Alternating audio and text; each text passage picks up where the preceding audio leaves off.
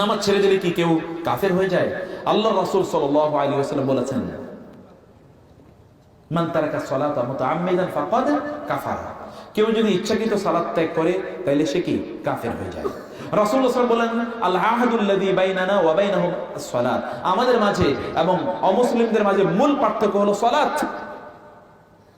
শাকীক রাদিয়াল্লাহু তাআলা আনহু থেকে বর্ণিত, তিনি বলেছেন, আমরা সাহাবীদের যুগে অন্য কোনো কাজকে কুফরি মনে করতাম না, সালাত ত্যাগ করাকে কুফরি মনে করতাম।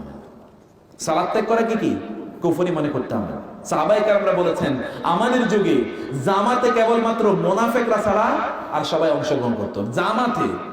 তাহলে নামাজ যদি ছেড়ে দেয় তাহলে ও কি পরিস্থিতি কি? আল্লাহ সুবহানাহু ওয়া তাআলা বললেন, মুশরিকরা তারা জাহান্নামী, তারা তোমাদের ভাই না, ইল্লা, তবে সেই ব্যক্তি ছাড়া যে ব্যক্তি কি করে, ইল্লাল্লাযিনা তাবু আকামুস সালাতা, যারা তওবা করেছে এবং সালাত কায়েম করেছে।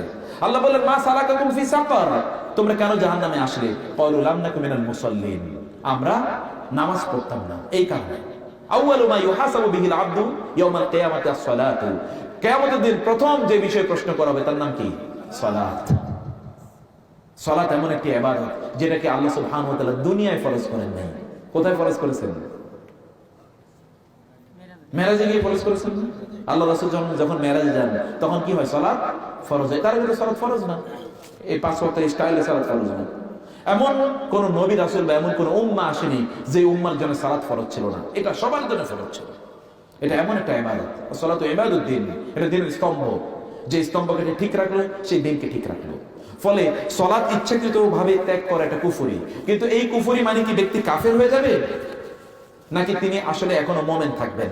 এটা নিয়ে আলেমদের মধ্যে দুটো মত আছে। আমি যেই মতটাকে উত্তম বলে মনে করি ব্যক্তিগতভাবে, তাহলে যে ব্যক্তি কাফের হয়ে যাবে না অন্যদের মতো, এরকম কাফের হয়ে যাবে না, কিন্তু সে কুফরি করল। সে কি করলো? কুফরি করল। সে কুফরি করল।